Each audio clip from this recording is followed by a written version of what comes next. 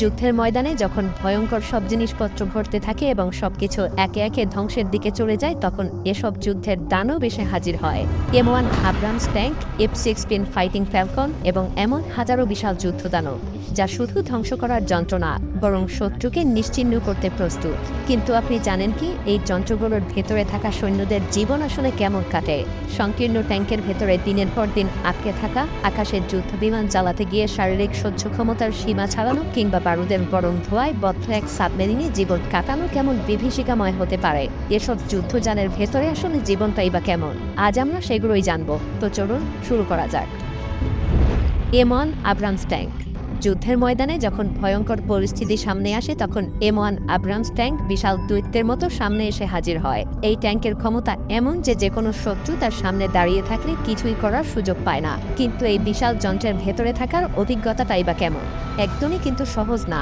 এই ট্যাঙ্কের ভেতরে মাত্র 4 জন সৈন্য থাকে: কমান্ডার, গানার, লোডার আর ড্রাইভার। কিন্তু ভাবুন তো, এত ছোট একটা জায়গায় এত বড় একটা যন্ত্র কাজ করছে, আর 4 জন সৈন্য একে অপরের কাছাকাছিই থাকে।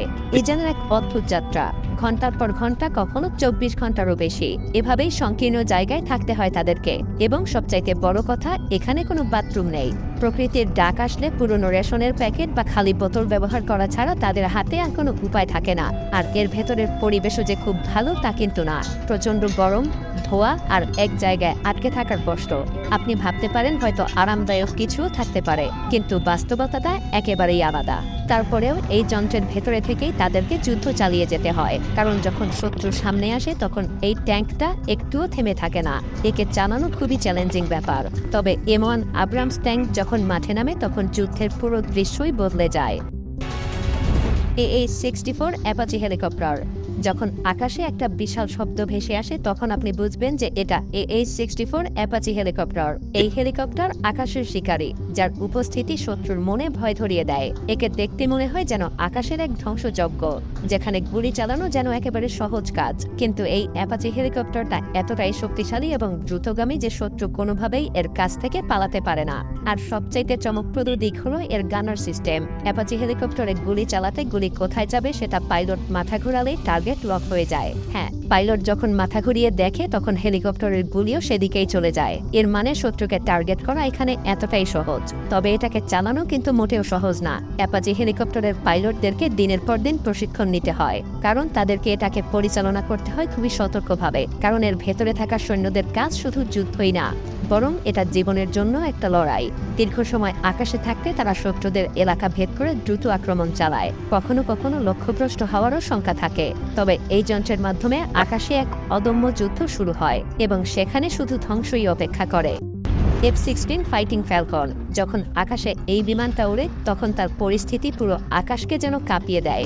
এই বিমানটা এমন এক শিকারী যা এক মুহূর্তেই শত্রুকে আকাশে থেকেই ধ্বংস করে দেয়। তার গতি এমন যে শত্রু কখনো বুঝতেই পারে না যে এই বিমানটা তাদের উপরে আক্রমণ করতে যাচ্ছে।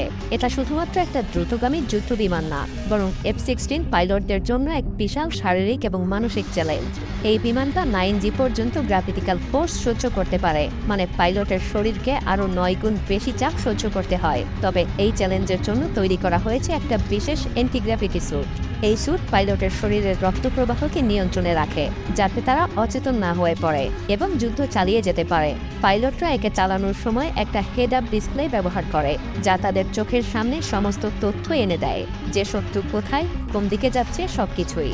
আর সবচেয়ে চমকপ্রদ ব্যাপার হলো, পাইলট যত দূরে তাকাবে, যুদ্ধ বিমানটাও ঠিক সেদিকেই ঘুরে যাবে। Typhoon class submarine. এটা শুধু একটা সাবমেরিন না, এটা এক মহাকাশের মতো বিশাল, শক্তিশালী এবং ভয়ঙ্কর। টাইফুন ক্লাস সাবমেরিন হলো পৃথিবীর সবচাইতে বড় সাবমেরিন, যেটা সাগরের গভীরে লুকিয়ে শত্রুদের উপরে আঘাত হানে।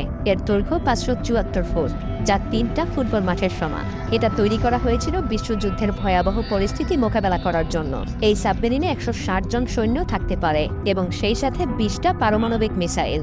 একটা মিসাইল 10টা পারমাণবিক ওয়ারহেড বহন করতে সক্ষম। একে চালানোর জন্য প্রয়োজন হয় চরম দক্ষতা, কারণ এখানে বিশাল আকারের কারণে এটা কোনো সোজা পথ অনুসরণ করতে পারে না, বরং সাবমেরিনটাকে ধীরে ধীরে সাগরের গভীরে চলে যেতে হয়। বলা যায় এটা এক ধরনের সুপার এনিমি, যেটা সাগরের গভীরে লুকিয়ে থাকে এবং শত্রুর আক্রমণ থেকেও সুরক্ষা পায়।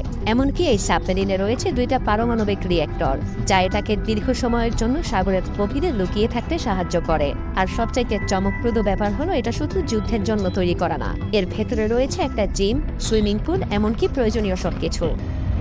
বোয়িং E-3 AWACS বলা যায় এটা শুধুমাত্র একটা বিমান না, এটা যেন আকাশের একটা পর্যবেক্ষণ কেন্দ্র, যা শত্রুর অবস্থান, চলাচল এবং যুদ্ধক্ষেত্রের পরিস্থিতি সঠিকভাবে নজরদারি করে। এর বিশাল রোটেটিং রাডার প্রোবের মাধ্যমে পুরো যুদ্ধক্ষেত্রের ছবি একেবারে নিখুঁতভাবে পাওয়া যায়। এই বিমানটা প্রায় 17 জন ক্রু নিয়ে আকাশে ওড়ে। তাদের কাজ খুবই গুরুত্বপূর্ণ, কারণ তাদের দ্বারা পাওয়া তথ্যের মাধ্যমে যুদ্ধের কৌশল নির্ধারণ করা হয়। এই বিমানটা 8 ঘন্টা পর্যন্ত আকাশে উড়তে পারে এবং শত্রুরে নজর রাখতে এর কোনো বাধাই পোহাতে হয় না। এর রাডারের সাহায্যে শত্রু বিমান, ক্ষেপণাস্ত্র, এমনকি স্থলযানও নজরে আসে এবং সেই তথ্য দ্রুত শেয়ার করা হয় যুদ্ধে থাকা অন্যান্য বাহিনীর কাছে।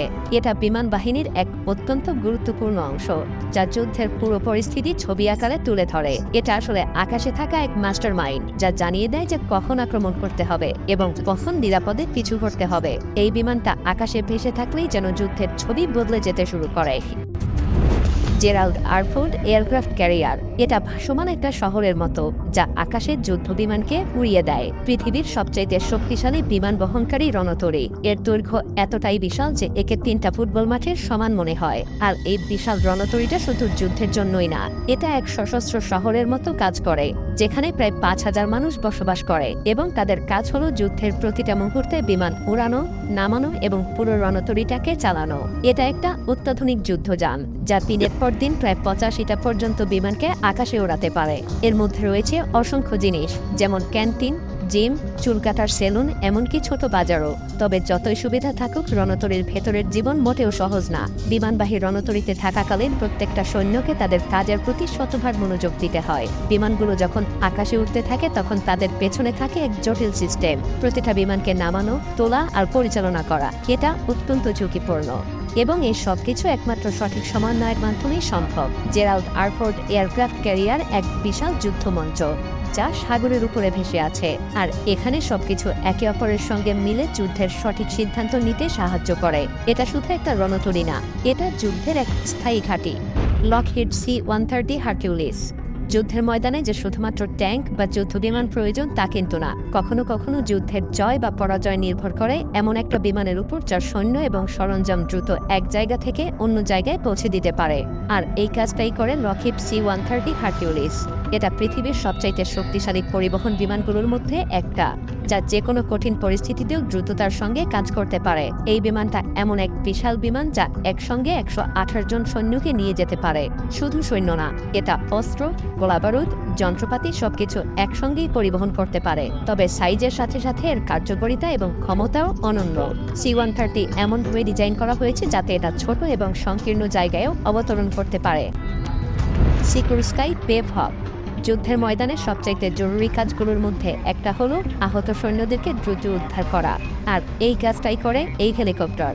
এটা এমন এক হেলিকপ্টার যা বিশেষভাবে যুদ্ধের সময় সৈন্যদেরকে উদ্ধার করতে ব্যবহৃত হয় এবং এটা সব ধরনের কঠিন পরিস্থিতিতে কাজ করতে পারে। পেভহক শুধুমাত্র একটা সাধারণ হেলিকপ্টার না, এটা এক ধরনের রেস্কিউ যন্ত্র, যা দ্রুত এবং দক্ষভাবে আহত সেনাদেরকে উদ্ধার করে নিয়ে আসে। যুদ্ধক্ষেত্রের মাঝখানে যেখানে অন্য কোনো যান প্রবেশ করতে পারে না, সেখানেই এই পেভহক ঢুকে পড়ে। যেসব জায়গায় সাধারণ হেলিকপ্টার যেতেও পারে না, সেখানে পেভহক গিয়ে আহতদেরকে খুব সহজেই উদ্ধার করে আনে। এটা অত্যন্ত শক্তিশালী এবং অত্যাধুনিক প্রযুক্তি দিয়ে সজ্জিত। আর একটা চমকপ্রদ বৈশিষ্ট্য হলো এর হোয়েস্ট সিস্টেম, যার সাহায্যে এটা আহত সৈন্যদেরকে বা সরঞ্জামকে নিরাপদে আকাশে তুলে নিয়ে আসতে পারে, এমনকি যদি ভূমিতে অবতরণ করার জায়গাও না থাকে। এই হেলিকপ্টারের পাইলটরা প্রায় কঠিন এবং অস্বাভাবিক পরিস্থিতিতেই কাজ করে। তারা জানে এখানকার প্রতিটা সেকেন্ড গুরুত্বপূর্ণ, আর তাদের উপরে বিশাল দায়িত্ব থাকে। দীর্ঘ সময় আকাশে উঠতে হয়, যুদ্ধের গর্জনের মধ্যে খালি আকাশে তাদেরকে নজর রাখতে হয়, কিন্তু তাদের চোখে থাকে একটাই লক্ষ্য, সাহায্য পৌঁছে দেয়া।